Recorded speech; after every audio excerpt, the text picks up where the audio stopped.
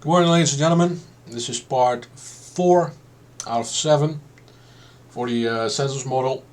Today we're going to discuss Statista.com, including the post enumeration, and hopefully I won't be having many rants today. Foreshadowing, I guess. So for this one, it's just the data from Statista. We find that Texas loses 1, California loses 2, and those districts would go to Michigan, Ohio, and Idaho. Pattern recognition and all. So we go to the line, essentially.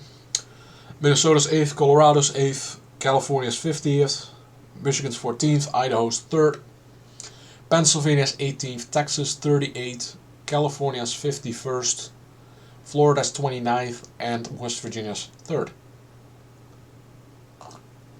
These are the ones on the boundaries, or in the edge of the census. So there's a net change.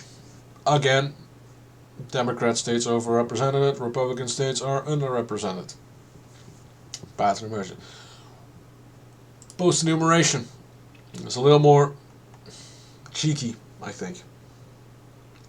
So we have the same pattern emergent. Colorado, Minnesota, New York, and Rhode Island. These 4 are present in the statistics data, in Pew's data, and in FAIR's data. So it is reasonable for us to assume that they all would lose a congressional district if the overcounting of the state wasn't done.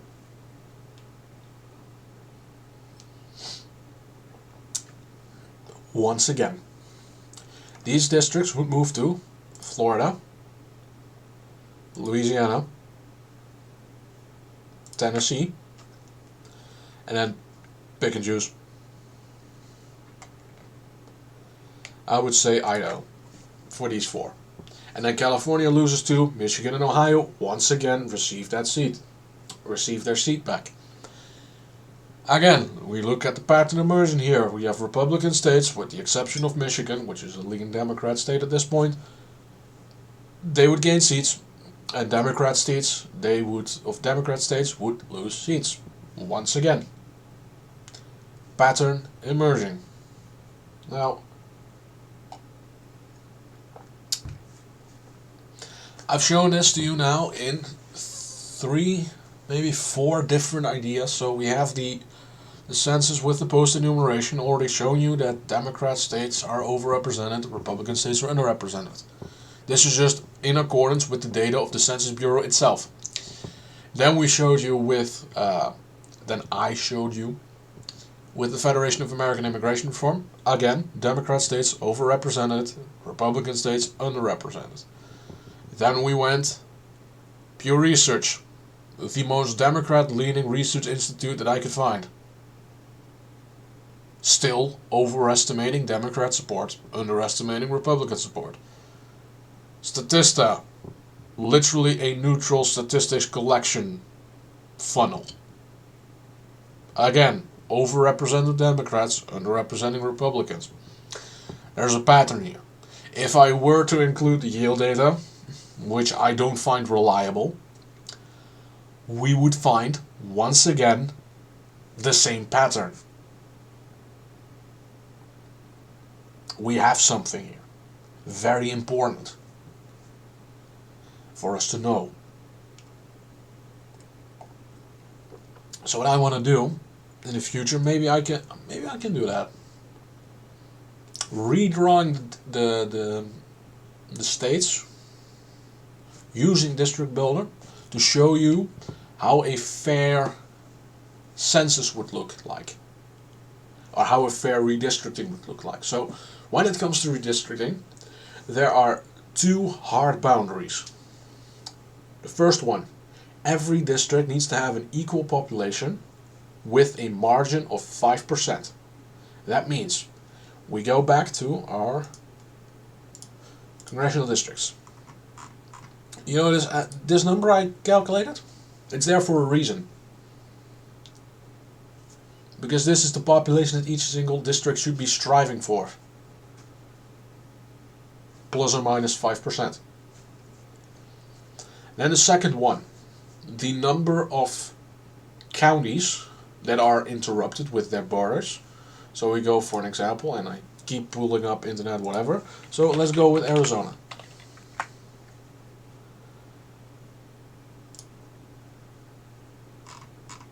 And let's see if we have a nice little chart with counties. Here you go.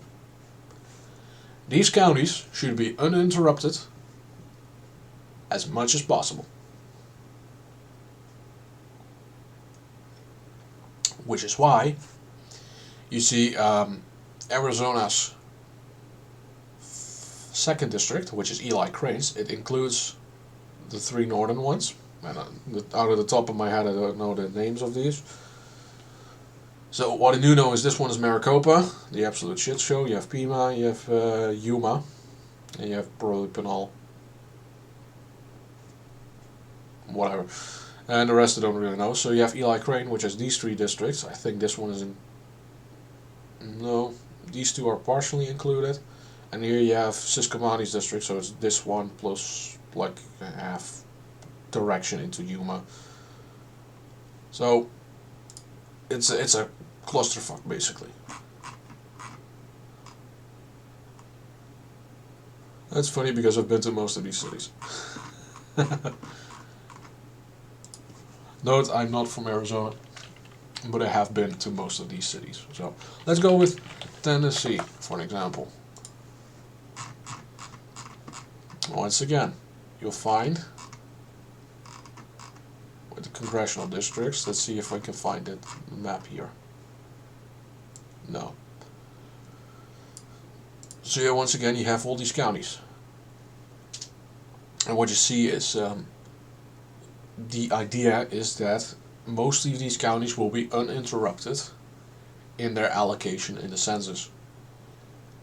I think that would be a fun video to make, fun video series. Every single one of these states trying to make a fair map. And it's like, what is it, a 5-minute video? Maybe a little more than that. Just trying to make a fair map. You can make because this is also a fun website. You have Elections Daily, the homepage. I've been there a few times because I like to use the election software. I like to use this one because basically you can just click a state and say, okay, what is the particular scenario you need to use in order to get a particular outcome. So for an example, we go once again Arizona. Okay, 2020. Okay, what would have happened if Maricopa went to Biden by 1.9? Oh yeah, so it's a D plus 4,000. If it's 1.8, see, 1.7. Oh, you have a Republican victory. So it's basically how you can play around with each individual state and see how things needed to have changed in order for it to go. So for an example, the fun one for me is New York. And you just go, okay, what if, multi-select, we go with kings, we go with queens, and we go with the Bronx and the financial district, so New York downtown. And all of them, we shift them, let's say R plus 20. And then we'll find, oh, instead of D plus 23, it becomes D plus 16. What happens if Nassau County becomes an R plus 10?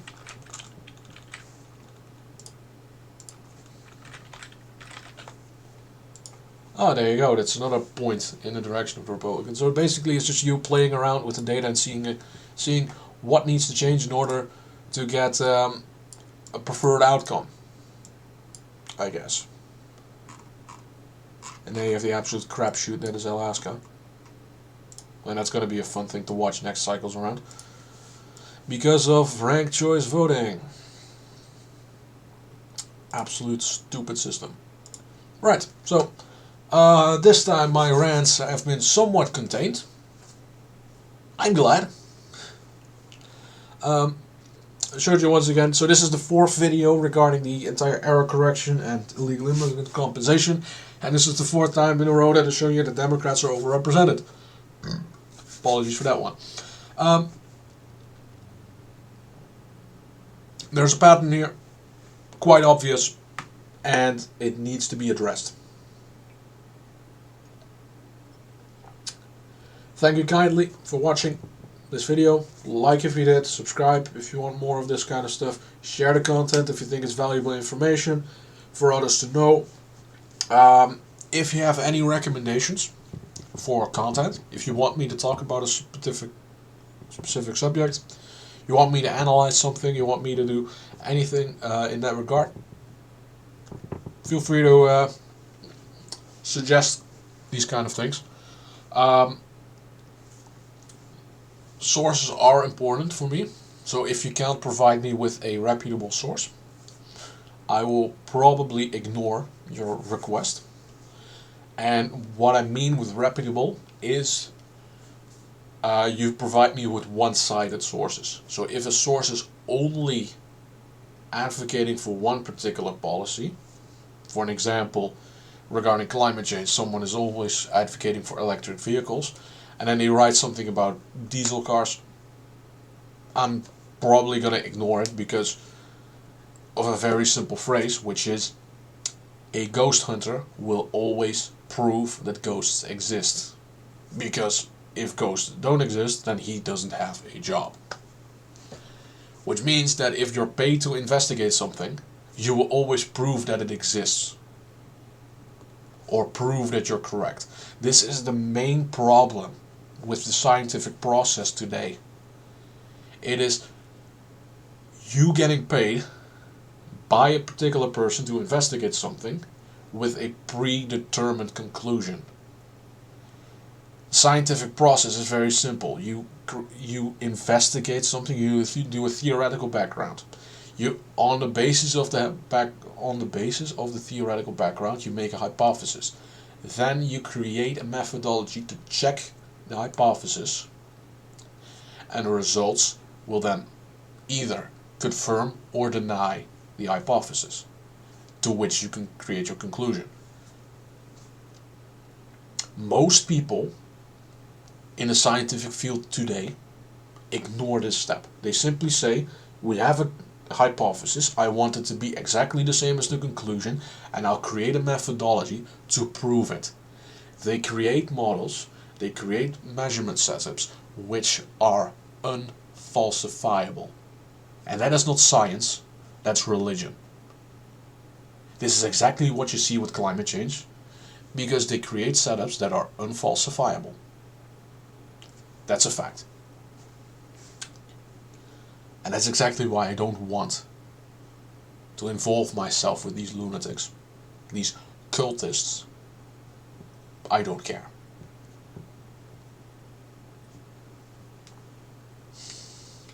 I thought I had the rant contained, but apparently no. That's funny. Thank you kindly for watching, and I think I'll leave it for this today. Won't be doing any recording. I can feel my voice a bit struggling to catch up. So I'll leave it at this. Thank you kindly, and I'll see you next time. Cheers.